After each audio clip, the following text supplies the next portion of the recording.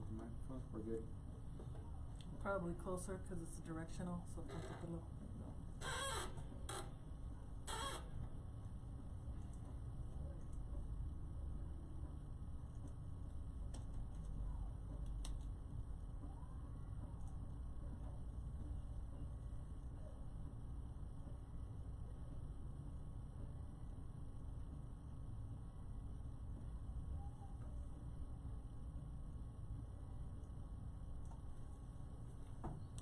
Drinking water.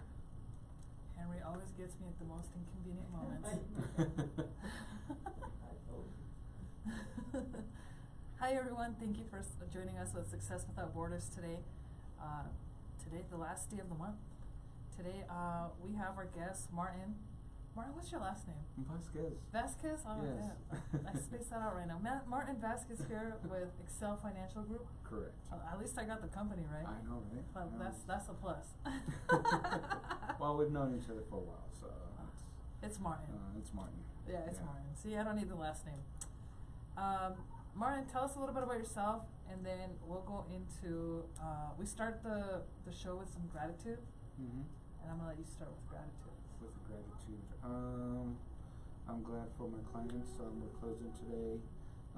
They're excited. They're investors. I do love my clients. I always help them to do what help with their real estate goals. Glad to have my sisters. Glad to have because they're always funny and always keep me on my toes. And I'm glad for my nieces and nephews. They invite me to stuff, even though I'm kind of older. Okay. So. Well, tell us a little bit about what you do, Martin.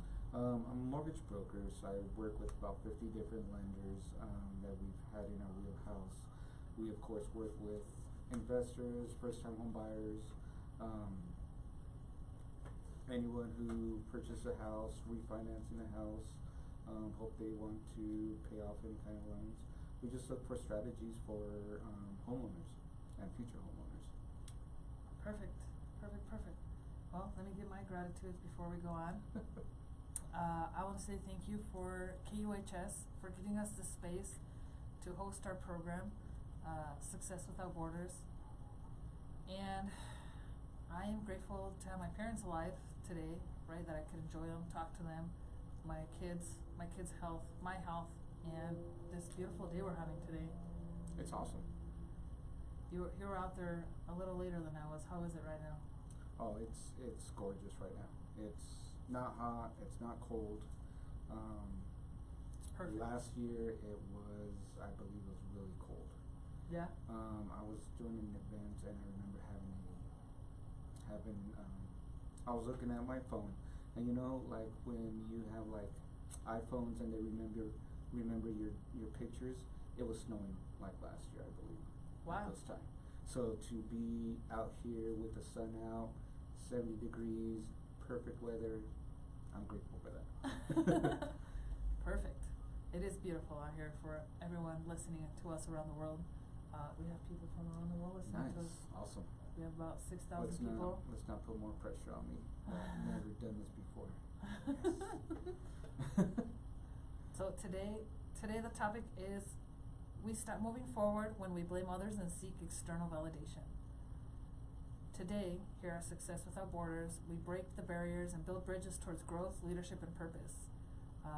We're diving into this topic that touches all of us, right? The blame and the external validation. Why do we blame others?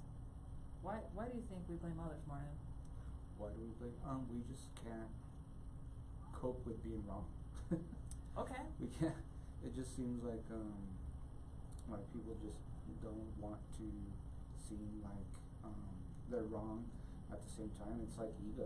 You just, sometimes in my profession or even being a real estate agent, people just don't want to seem to be wrong to their clients because they feel like their clients is going to not validate them, not make them seem like they're higher than what they are. So sometimes, I believe it's a lot of ego driven. Okay. Well, yeah, I would say it's because it feels easier, right? And you just touched on the other one. Why do we look for external validation? And it's because it feels safer, right? Oh, definitely. It feels safer for our clients and for friends, for partners to validate that. Mm-hmm.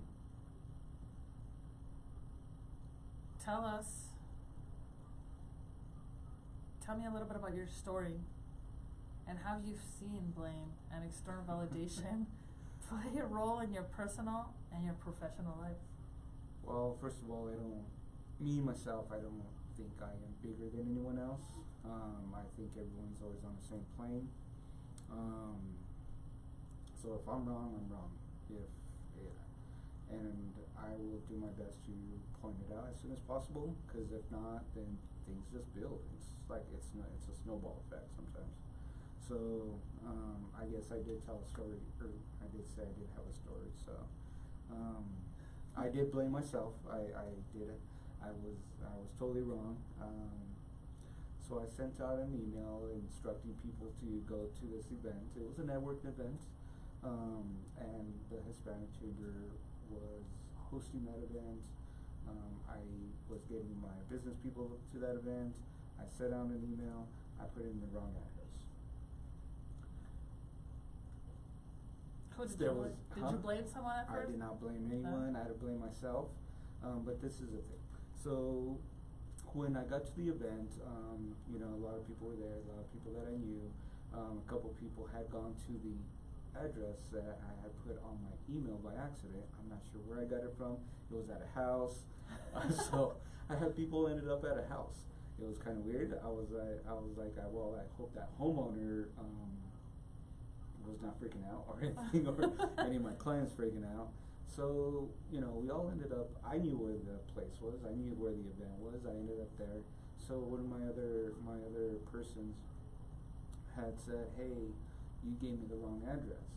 I went to this house. And I'm like, I'm sorry, I apologize. I even double checked, because I'm like, let me check if I really did that. So I checked, and I did put in the wrong address. I blamed myself, and I said, I do apologize. I'm sorry going to some stranger's house. I hope they didn't freak you out. I hope you didn't freak out. And then other people said the same thing. The thing that kind of like struck me a little bit was then after I said I do apologize was the other person looked at me and said, hey, I am glad you apologize. I'm glad you admitted the wrong, because most people will not say I did something wrong. Most people will not say, hey, I screwed up and apologize. Because if you would have said I did not screw up or double check or anything, I would have lost total respect for you. So it's like, yeah, just if I didn't say sorry, or if I didn't recognize that I did something wrong, they would have gone back and they would have said, hey, here's the email, you screwed up. Maybe the next day, yeah. Have a couple people, and I apologized a couple times that day for that same thing. So, yeah, so my screw up. And then sometimes even in lending, maybe we just miss something, and then you just have to just own it and then move forward, because we have deadlines. We gotta get closings done. And I'm sure with your experience, you've done the same thing. Yes. I had a real fun one where they're like, America, don't throw me under the bus. I'm like, I'm not throwing you under the bus. I'm just stating facts. I've had realtors throw the lenders under the bus. Story of our lives. Story of our lives. Yes. I even had a real estate agent go to the other room and then yell out, it's the lender's fault. They're a bunch of BS. And I'm like, dude, I could hear you on the other side of the wall, man. What the hell? I could hear you, but we just don't like to be wrong, and we just like our clients to validate that we're in a professional position. Well, let's start with blame. When something goes wrong, it is tempting to point the finger outward, Martin. But what really happens when we do that? When we point the finger outward? Yeah.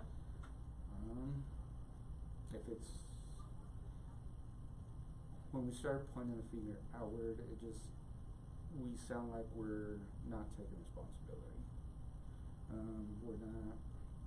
We're just not acknowledging that we might have screwed up, or at the same time, even if it's someone else's fault, we don't tend to communicate that with other people, so it just looks bad on us. It just looks like, hey, what's going on your side? If we're blaming someone else, it just doesn't look right on our side. Why do you think it's easier to blame others instead of taking responsibility? You just don't want to go the hassle of explaining stuff. Do you think it's hassle, or do you think it's I would think it's more like shame, right? And that kind of going back to that ego of you don't want to be wrong. Well, of course, you don't want to be wrong, but it's easier to tell a story. It's easier to just say, hey, this is what happened. Hey, this is what someone else is doing. It's easier just to express a story than it is to go through the explanation of things. So that's why it's so easy for someone that's going to blame someone else, the story to come out just as running water. It's convenient. But at the same time, yes, it's it is shame. They say get closer to the mic, they can't hear you. Oh, okay. So yeah, it is a little bit of shame. But it's easy just to blame someone. It's easy just to say, hey, this is a nice little story that I got for you. Okay. So it's convenient. What about, can you share a time, and it doesn't matter when, it could be from your childhood, I don't care when, that you blamed someone else, and then what happened when you looked inward and actually took that responsibility? We should let me see. I did say I was going to put you on the spot. I know you were going to put me on the spot. I totally said At this. least I could have just, got a story or something. So now I'm on the spot. I'm starting to sweat. No, I'm just joking. How I would blame someone else and then how to take the blame. When have you blamed someone else, and then you obviously have done a lot of work, so you now reflect on a lot of things. Well, if I reflect, it would be more, I think I tried blaming my processor on a project. At the end of the day, it was my fault. Because it's a team. So we're a team. So once I get a loan, once I send it out to my processor, she does her thing. I kind of babysit the process from once I disclose the loan, and she takes it from there, and she takes it to the finish line. So basically, I can't remember exactly what the project is or what had happened.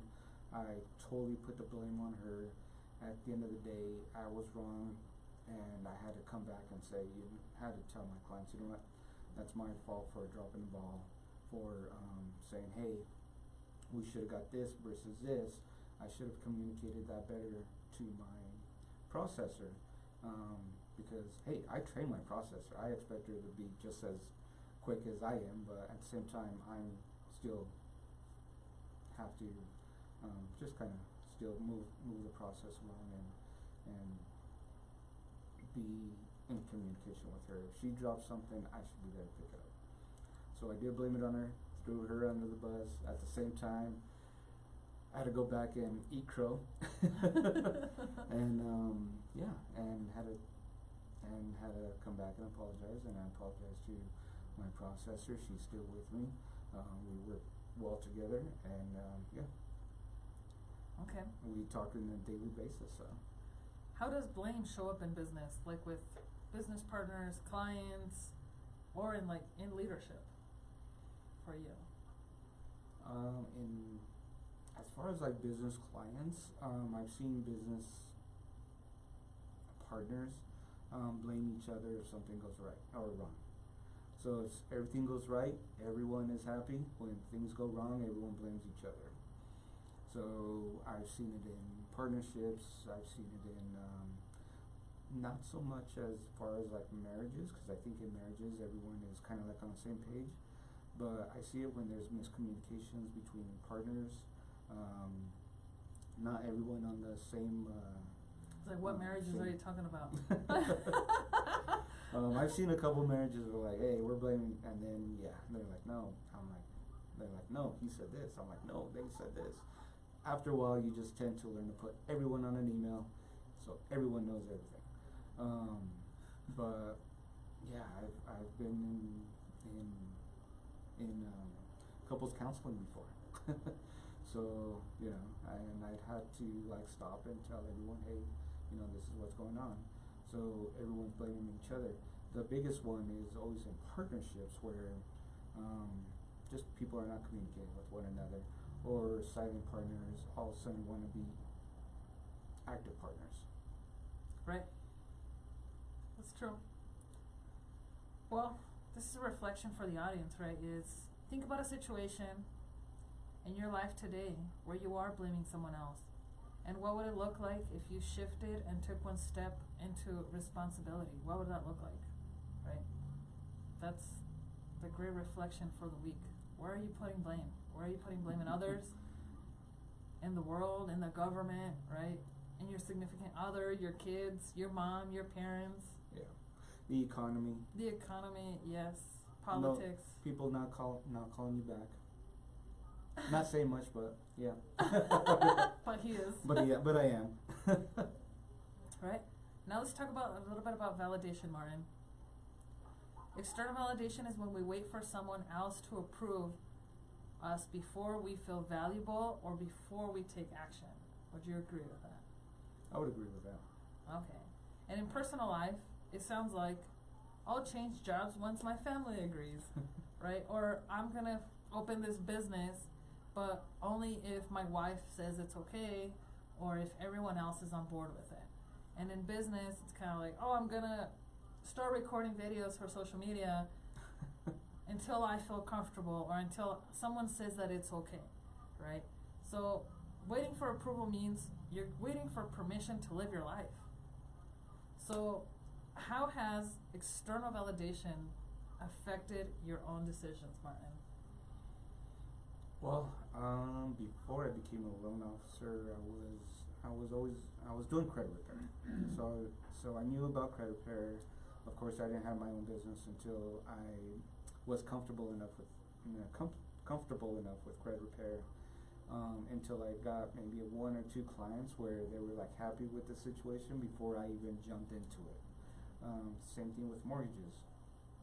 I was doing processing for other mortgage officers, and until I felt comfortable doing it and they validated my processing, I did not jump into it until they were like, hey, you should just maybe be a loan officer, you know how to do it, you know how to gather information and do it. So yeah, getting validation helps out on making that leap, and it's hard for anyone to make that leap until you get validation. Okay, so would you say now, if you look back, would you have waited for that validation to make those steps? If you hadn't received that validation from the clients or from anyone, do you think you would be here today in the sense of like business and the career you've chosen? If I would have, no, I probably would have been doing something else. Okay. Just because if I never got that validation, you don't get that confidence. And that's where validation helps out, is with your confidence of doing things. So, a question for the audience and for you right now is, why do you think we trust other voices than our own more? I think just because we are our own self-demon from time to time. Okay. Yeah. Explain. So explain? Yeah, explain that a little more. We just don't tell ourselves enough, hey, you're good enough. Okay. We just don't. I don't understand. And some people just are like, I'm just not good enough to do it. But when they hear other people do it on the outside, that makes people feel good. So, growing up, I always try to tell my nieces and nephews, you're good. I always tell them good job in everything that they do, because they need to hear that outside validation. But as far as humans and as far as ourselves, sometimes we just don't do that ourselves. To ourselves, right? To ourselves, yeah. We're our own self-demons, so. What advice would you give the audience today, Martin, for those that are stuck and waiting for approval to do something with their lives, to make that decision, to go to the gym, to eat better, to go on a date, to go ask someone else out, right? To start that business? What advice would you give them if they're waiting on that validation? No one really cares what you think. I'll tell you. So there's a couple things I would say. Well, obviously discipline. people care. Why we're here and they're I listening know. to us. I know. There's a couple things. So working out. So I work out pretty much on a daily basis, and it's not because of motivation gets you to the starting point, but discipline actually makes you work out on a daily basis. You gotta have that time. You gotta say, okay, I got Mondays and Tuesdays I could do this time. On Wednesdays and Thursdays I could do this time, and stick to that schedule. It's discipline. Some days I don't feel like working out. Some days my arm is hurting or my shoulder is hurting, and if you work out a lot, your shoulders are always hurting. So, I always tell people who are at the gym or who don't want to go to the gym. I had a friend of mine. She goes, I don't want to go to the gym, and I said, why? You go out. I know you need some motivation, or you need a discipline. You need your time. And she goes, people are gonna look at me. I'm like, well, yeah, people are there, so of course they're gonna look at you.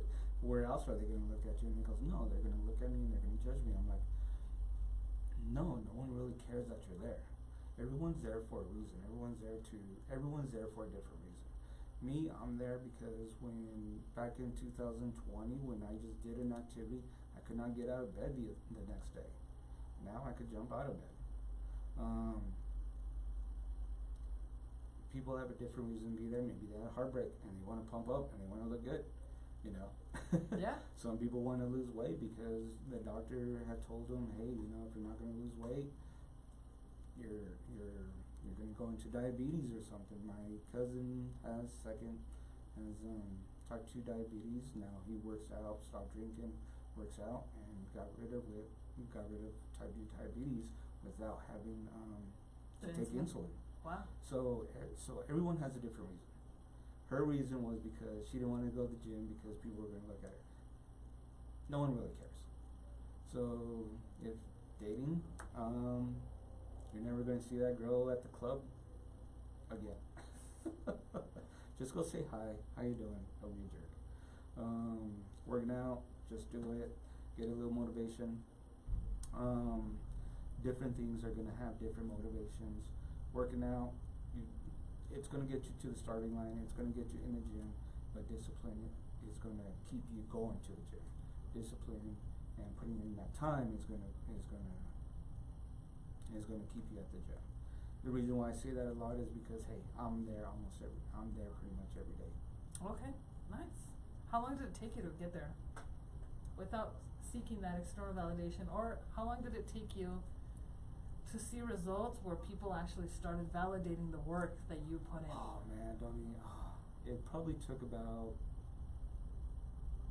working out, it does take time. It took about a year before someone said, hey, you look thinner.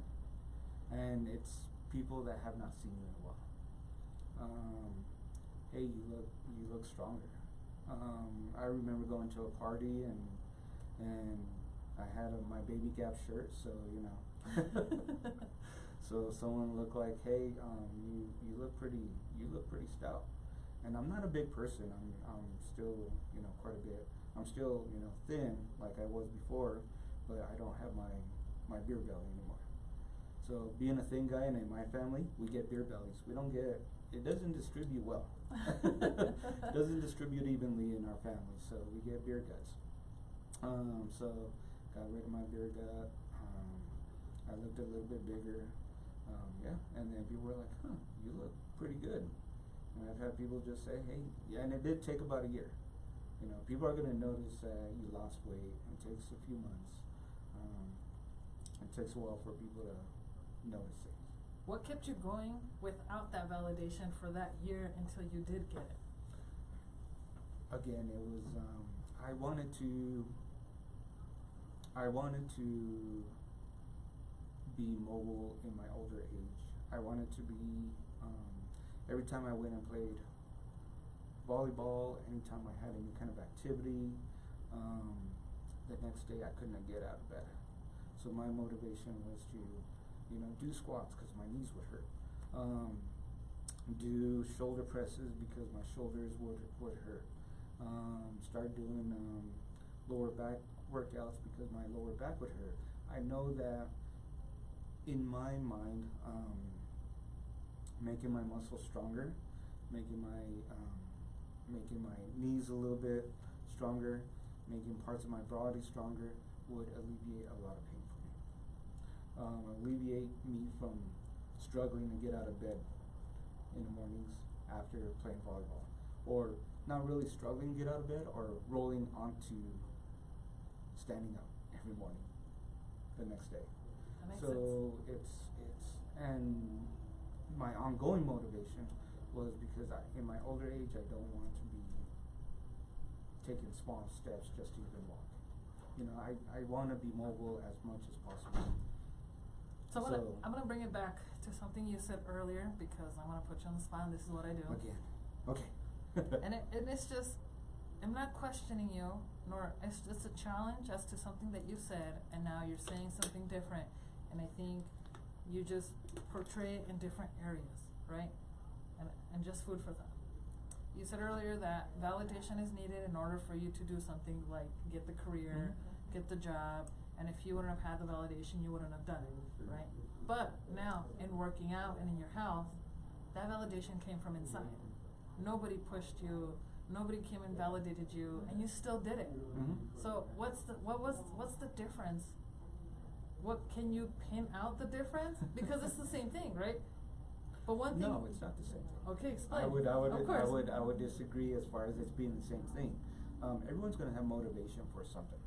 Everyone's gonna have motivation, an excuse, or a goal. Some goals are going to be needing validation, like when I needed to be a mortgage broker, or I wanted to be a mortgage broker, or be in mortgages. I needed validation that my work was okay.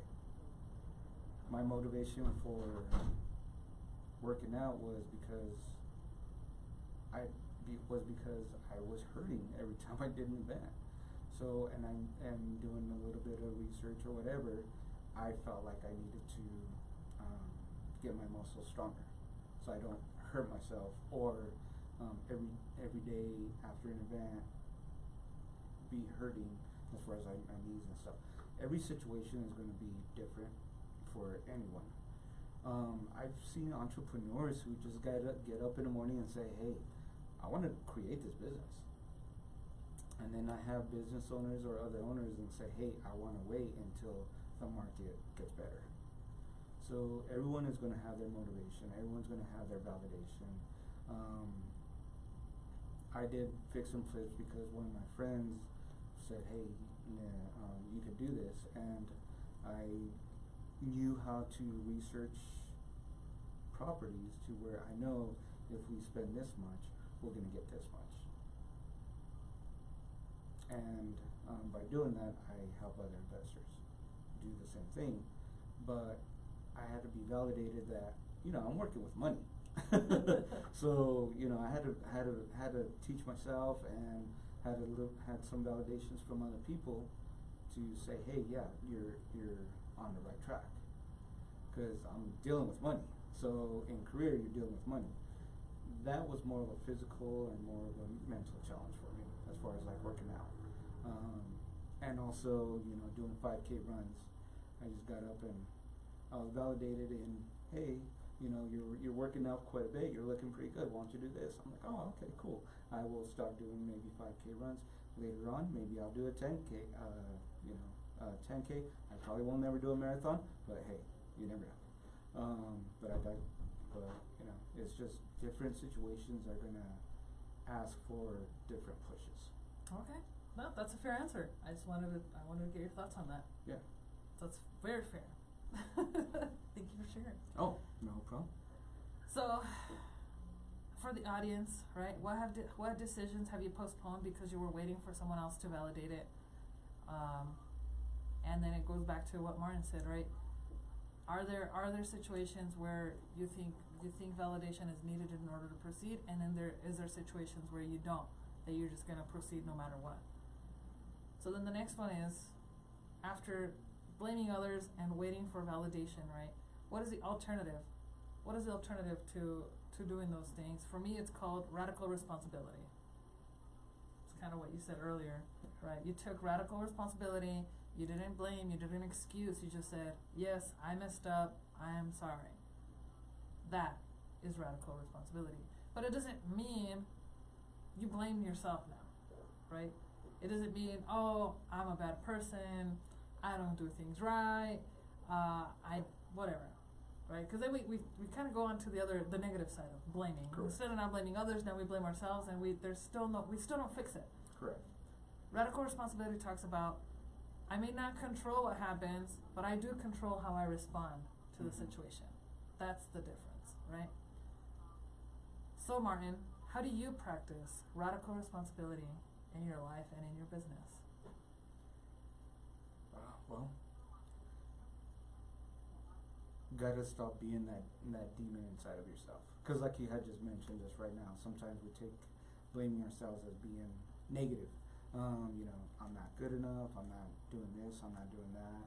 I blame myself, today I'm just a bad person. So try not to demonize yourself. Do some affirmations per day when you wake up, saying that you are good enough, saying that you are, be responsible for what you do. Be the first person up. The first person that wakes up gets the first burrito. So I like breakfast burritos, so that's what I like. So where do you get your burritos? your first burrito from? Santiago's. You just go to Santiago's. If you're the early bird, we'll get the first burrito at Santiago's. So, just do some affirmations. Go out, and if you're just having a bad day, don't take that bad moment for the rest of the day. If someone tells me, "Hey, how you doing?" I honestly say, "I'm not having a good day, but I'm here. Let's make it the best day after that. Let's finish off strong."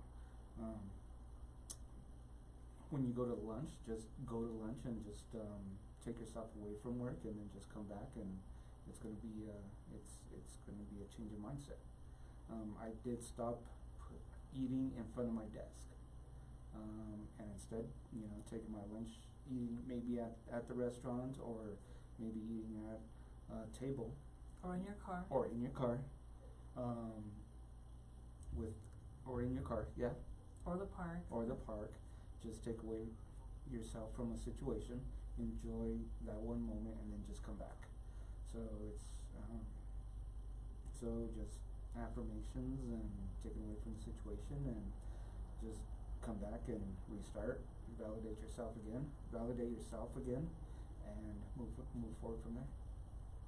Can you tell me a situation or an example where you actually stopped waiting for validation for something or someone to actually move forward? It will go back to working out. I'll probably be going back to doing the Spartan race. Back in 2019 or 2018, I did the Spartan race, and I really jacked myself up. I put a 20 pound or 30 pound bag on top of my back and started going downhill, and I stepped on in a hole, jacked up my ankle. I was afraid to go back, and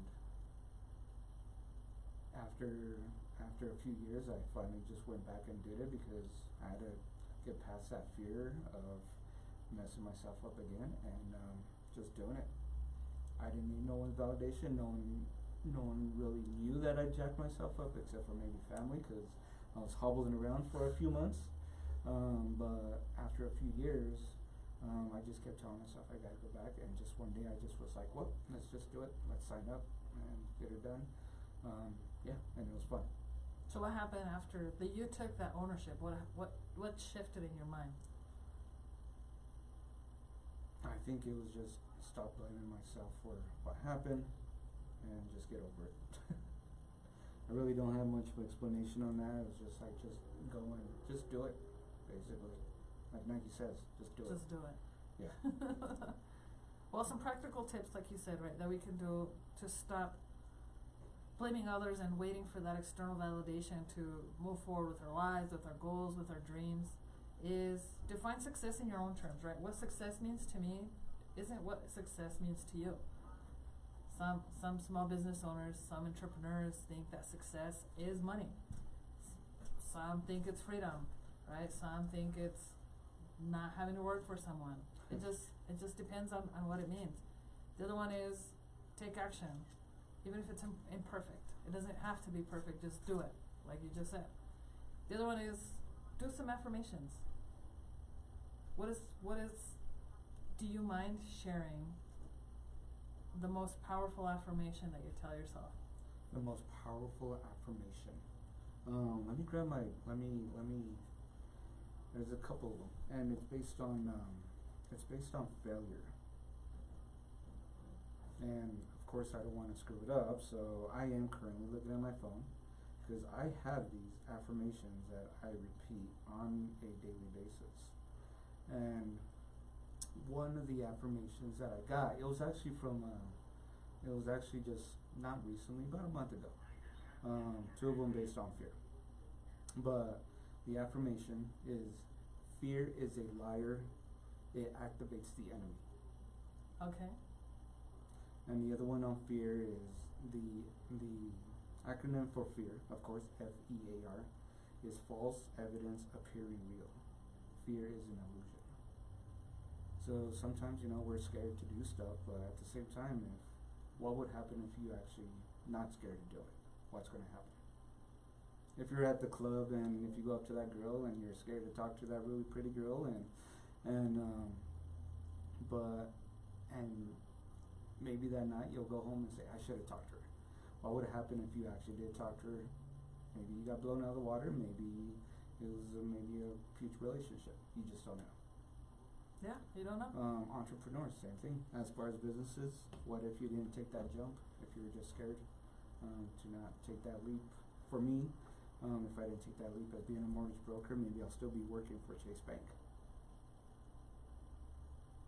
Chase would be lucky to have you. Oh, yes, they would.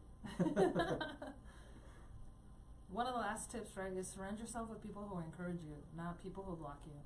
There's different opinions that we listen to that are positive, and then there's some that are just there to criticize and stop you, right?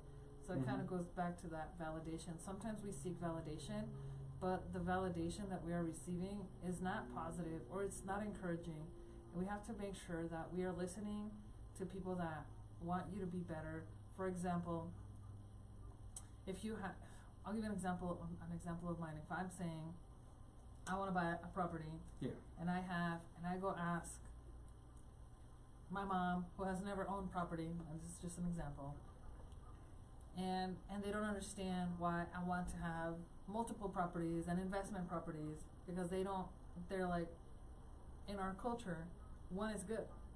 You just get your house and you pay it off, right? So if I go to someone in our culture, my mom, I'm just saying my mom for this example, that she says, well, why do you want more houses? Why are you not comfortable with just that one? Why do you want more? So then that's not the type of validation that I'm looking for, right? We need to have positive reinforcement. Now, if I go to Martin, who is a property investor, and I say, Martin, I want to have more properties, you're not going to say, oh no, America, don't have one property. You're going to say, perfect, this is how we do it, this is how we move it, right? So we have to surround ourselves with people who are actually going to encourage our dreams and actually have lived through some of this stuff, right? Some of the stuff that we want to do. A lot of times people talk about getting better and healing, but they give you their opinions, but they're not even on the path or they're not even doing the work, yet they're giving you opinions, or they're giving you feedback, or whatever you want to call it. So I myself have taken this very serious, where it's like I don't listen to people that are not where I want to be, or that are not going through the process as I am. Correct. So that's I would totally agree with that. Totally agree. You got to surround yourself with the people that you want to be doing. So I'm not sure if I said that correctly, but you just want to surround yourself with the people that are aligned with your goals. So I've heard from clients, they're like, today's economy sucks. There's no reason for me to buy a house. It's hard to tell someone that has that kind of mentality that it's good to buy a house now, when everyone that they surround themselves with are saying no. They're saying my mom doesn't want me to buy a house, my uncle doesn't want me to buy a house, and yeah, culturally, yeah, their families sometimes are, they're not really negative, they're just trying to look out for you. But at the same time, you do sometimes they're trying to look out for you. Sometimes they're just trying to block you. Yeah, sometimes they're trying to block you. But yeah, you just need to surround yourself with people who are in line with your goals. Yep. We're gonna close it away with, blame feels easy, but it takes away your power. Validation feels safe, but it steals your time. Right? If you would have waited for somebody to tell you, yes, Martin, go get healthy, you would have not gotten healthy. Correct. So true growth comes from when we stop pointing outward and we start listening inward. But here's the difference. We gotta learn to listen to that inner voice and not the ego, because we have two voices. Did you know that? No. So you have, let's call it like, I want to picture it for you. It's like you have the little demon and the little angel. Correct. Right? Okay. The ego is the demon in a sense, right? The ego tries to protect you, to keep you safe, comfortable. It wants to stay comfortable, complacent, and it doesn't want for you to be exposed and make yourself a fool. So when you're out here waiting for validation, it's because the ego is saying, what if I'm not good enough to be a mortgage broker? I need someone else to come tell me that I'm good enough, so that I could, now my ego feels safe in saying that I'm gonna be a mortgage broker. Does that make sense? That makes sense. Whereas the other side is like, who cares? Let's go for it. Like you just said, you contradicted with your affirmations here right now. In the sense of like your angel's like, oh, sure. That's my excuse, but I think everything's situational. So then it goes back to that, right? It's like you gotta listen. You gotta learn to listen to that inner voice that actually wants to see you grow, see you change, see you be happy, see you free. Your ego doesn't want change. Your ego is comfortable. Your ego says, they're gonna look at me at the gym. They're gonna judge me. I'm fat. I'm not good enough, right? Oh, you're gonna get laughed at. You don't know how to work out. That's true. So these are all, we do have these inner voices. You gotta be careful what you're listening to. You gotta learn how to separate those two voices, right? Because, like you said, it's that ego and it's not bad, but it's there to protect us. It's there to protect us. So when we're gonna take responsibility and take that next step, try it without someone else's approval, right? If you're gonna start eating healthy and you're waiting for your spouse to eat healthy with you, don't wait. Go buy the stuff. Go cook for yourself, right? It is what it is. Go walk. Go work out by yourself. Don't wait for your friends to go work out with you. Like we do that sometimes. Yeah. I want to go out on a hike. Oh, I need to wait for someone to go with me. Otherwise, I'm not gonna do it. I do have a friend that needs me to go work out with her. Otherwise, she won't go do it? Or else she won't go do it. And that's okay, because it's And gonna that's take fine. time, right? Yeah. But at some point, she has to take that radical responsibility and say, Correct. I'm doing this for me, not for Martin. Correct. And Well, I encourage that. Yeah. You are encouraged, friend. Go fly my Fly, birdie. little birdie. Well, Martin, thank you for sharing today. I appreciate it. Any last words you want to share with the audience today? Any tidbits? No tidbits. Just Go eat some crow, he said. Go eat some crow, yeah. Go eat some crow, because, you know, at the same time, I believe we're all on the same level. And once you eat some crow, it's just going to make life easier, actually. My old mentor used to say, what's the saying with the frog? Eat the frog?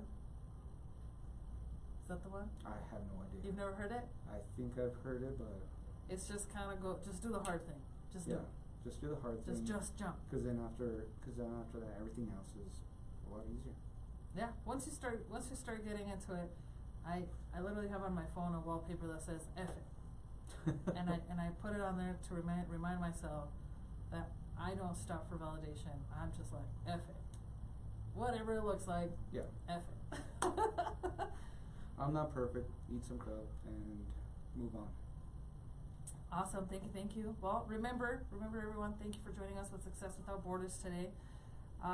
When you stop looking outside and you start looking inside, changes happen. Thank you for joining us again, and thank you Henry and KUHS Denver for hosting us, and we will see you next week.